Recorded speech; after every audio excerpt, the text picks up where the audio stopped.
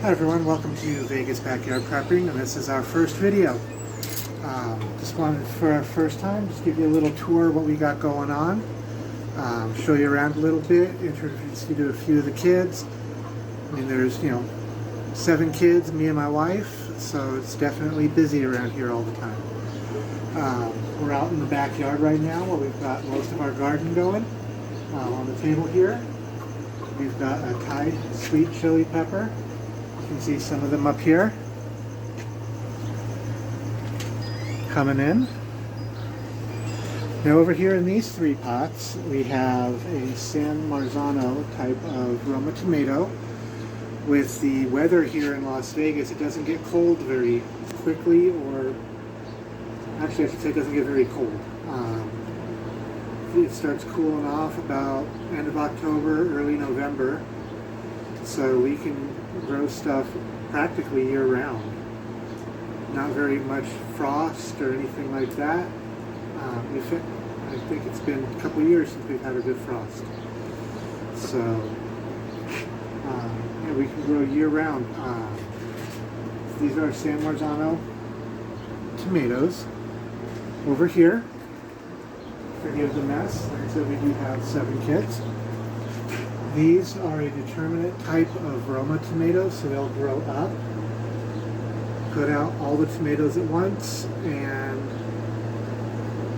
then they'll be done for the season. And then we've got a little plant here called strawberry spinach that we're trying out again. It just sprouted up, so we're going to see how it does. Now over here, this is our little doggy Penny. Penny's going to be a YouTube star. This is our blackberry bush. I'm trying to keep it a bit contained with the tomato cage. We'll see how that works. We've had this has been growing now, I would say since what, February?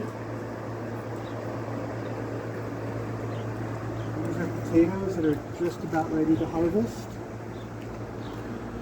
Our basil, we let it go to flower, help feed the last of the pollinators in the area.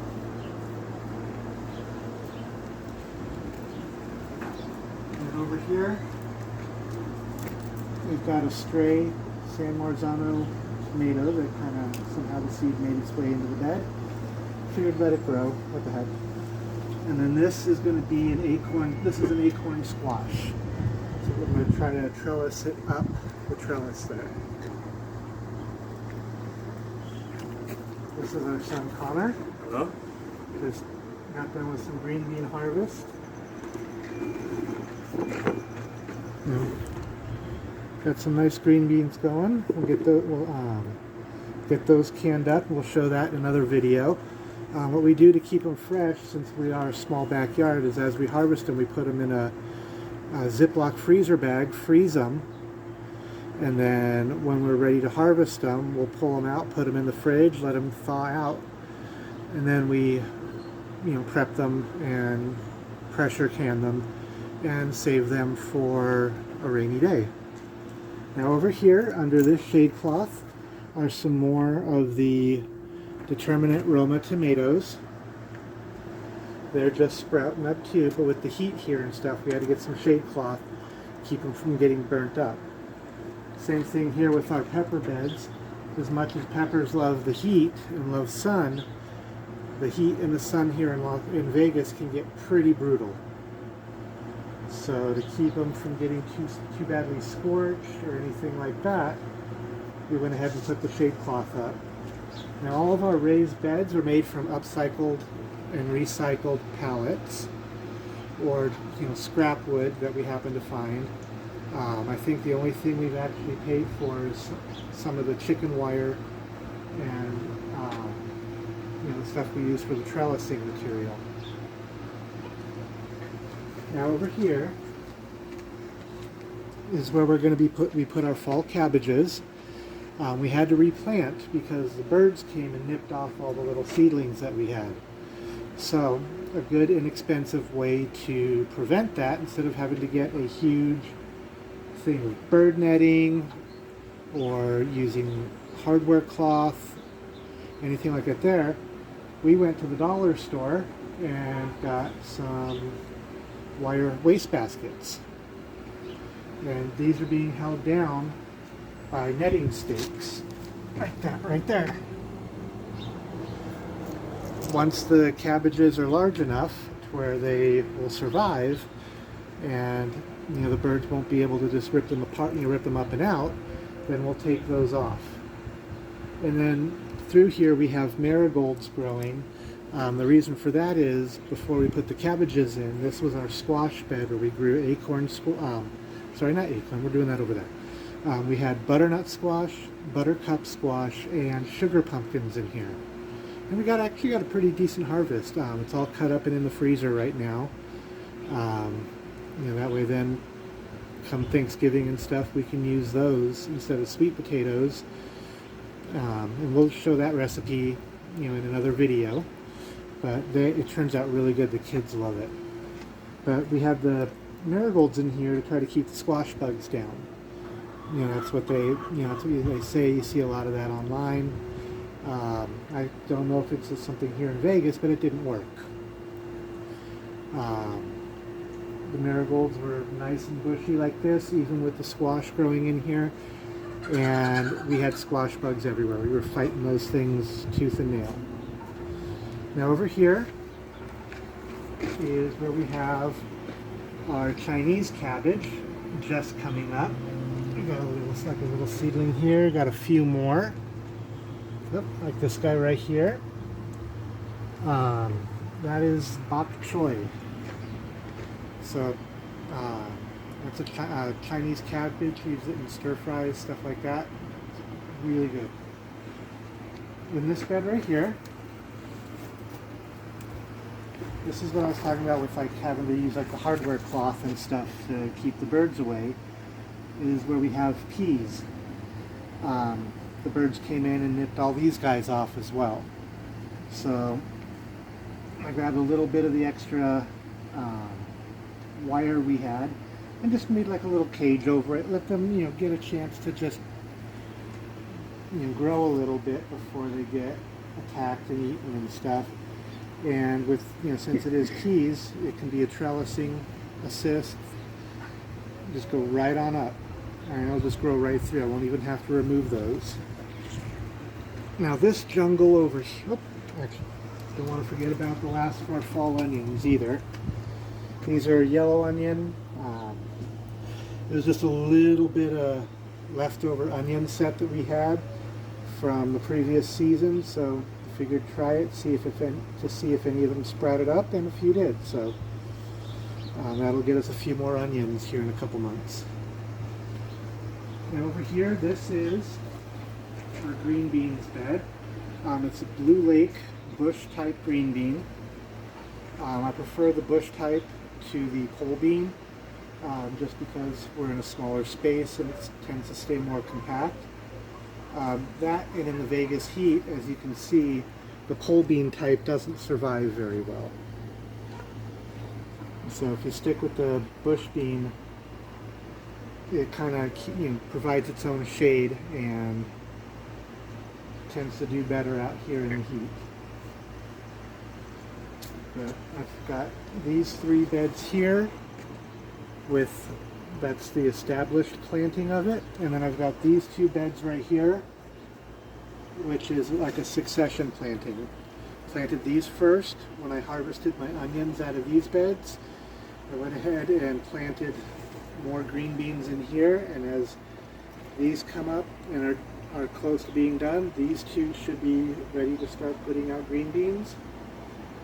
That'll keep us, with fresh veggies for longer throughout the year. And then over here, didn't get a chance to see it on the other side, but this bed right here, it's covered with the shade cloth, is one of our other hot peppers. We have habanero peppers. You can see we've got a lot of them coming in there. Getting nice sized. Just waiting for them to start turning orange. I've got a Carolina Reaper over here, but that one just does not seem to want to flower and fruit, so we're still working on that. Still trying to figure it out. And then, of course, we've got some jalapenos. You can see this guy right here. Saying hi. Yep. He's getting his suntan.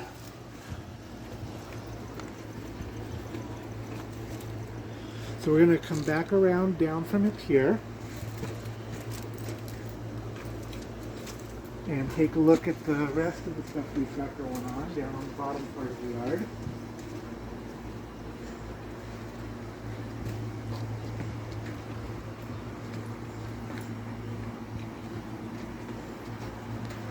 Now we do have some orange trees. We've got 4 of them.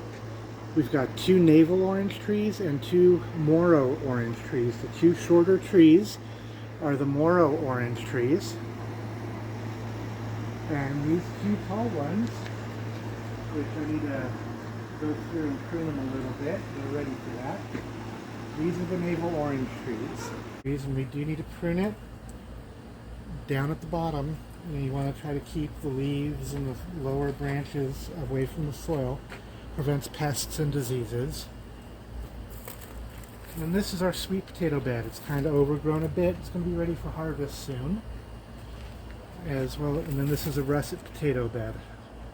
And this one is just about ready for harvest as well. Now, the stars of the backyard.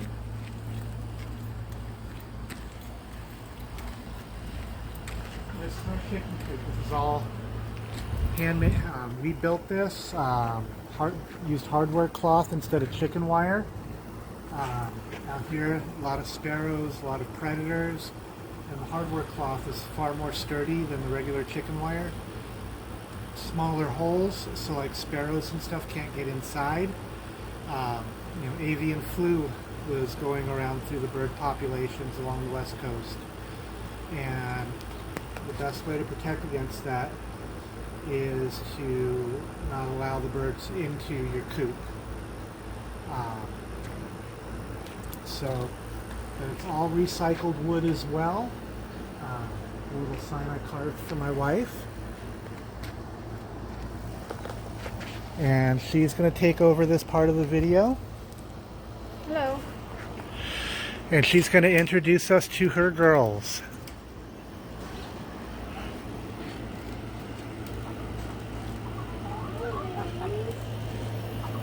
We have quite a few. They all have names. So here's Cherry, Becky, our little Polish. Here's Mac. This one's like my puppy.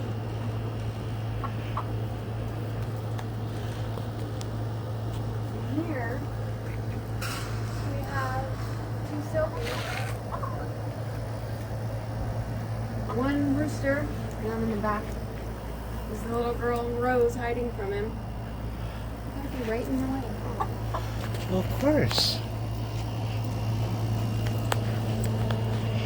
And there's our little rosebud.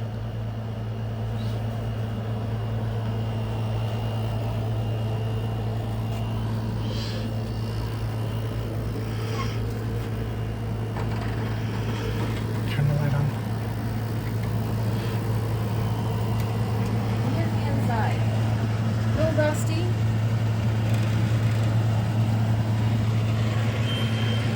Here's Becky again. Here's our little rooster. That's Yep. Garland. We call him Garly. There's Willow. She was attacked by a rat last December and barely survived, but we got through it. Here's Betty. Buttercup molting. Somewhere over there is Annabelle. Yeah, right. She's molting. Oh, I found them. And there's the girls. Here's Shirley. We freeze ice bottles, or bottles, 2-liter bottles full of water, freeze them, and put them out in the coop. It helps keep the girls cool. That's There's Sherbert. Sherbert. Blondie's right here. And Peter. Yep. And then we've got Morticia and Elvira. Being shy. in here was also built with upcycled products. Now, we do keep a camera in the coop. It's a little dusty. So that way we can keep an eye on the birds and stuff. That's how we learned that Willow had been attacked by a rat. We were able to catch that on video. Well, ready for your close-up there, Miss Mackie? We put a little window air conditioner in here, kind of help keep the temperature down a little bit, because like I said, here in Vegas it does get very hot.